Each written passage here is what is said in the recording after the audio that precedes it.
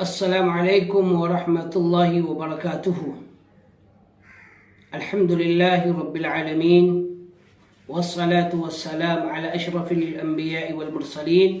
وعلی آلہ وصحبہ اجمعین، اما بعد۔ محترم ناظرین و سامعین، آج کے اس درس میں آپ کو بتاؤں گا کہ ہم لوگ کون سے اعمال کریں گے جس کی وجہ سے قیامت کے دن اللہ کے نبی صلی اللہ علیہ وسلم کی شفاعت ہمیں نصیب ہوگی۔ اس سلسلے میں جابر بن عبداللہ رضی اللہ تعالی عنہما کی ایک روایت ہے، بیان کرتے ہیں کہ اللہ کے نبی صلی اللہ علیہ وسلم نے ارشاد فرمایا،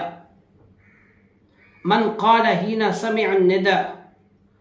اللهم رب هذه الدعوة التامة والصلاة القائمة آت محمدا الوسيلة والفضيلة وابعثه مقاما محمودا الذي وعدته حلت له شفاعتي يوم القيامة۔ اس حدیث کا مطلب یہ ہوا کہ اللہ کے نبی صلی اللہ علیہ وسلم نے ارشاد فرمایا،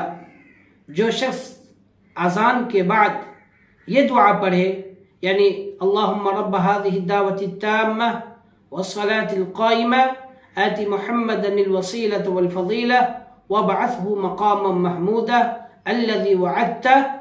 تو اللہ کے نبی صلی اللہ علیہ وسلم کی شفاعت ان لوگوں کے لیے واجب اور ضروری ہو جائے گی۔ چونکہ شارحین حدیث نے لکھا حلت له اے وجبت له وثبتت له، یعنی جو شخص اس دعا کا اہتمام کرے گا اذان کے بعد تو اللہ کے نبی صلی اللہ علیہ وسلم کی شفاعت ان کے لیے واجب اور ضروری ہو جائے گی۔ اسی طریقے سے ایک دوسری روایت کے اندر ہے کہ جو شخص نماز یعنی مؤذن کی اذان کے بعد اس دعا کا اہتمام کرے گا،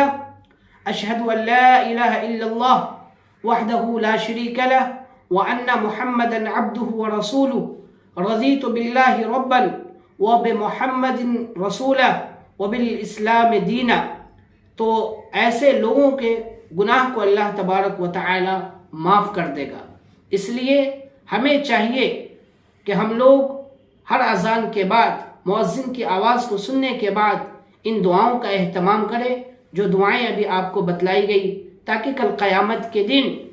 ہمیں اللہ کے نبی صلی اللہ علیہ وسلم کی شفاعت نصیب ہو اور ہم سب کے سب جنت کے حقدار بن سکے۔ اللہ تعالی ہم تمام کو نیک اعمال کرنے کی توفیق عطا فرمائے، آمین۔ والسلام علیکم ورحمۃ اللہ وبرکاتہ۔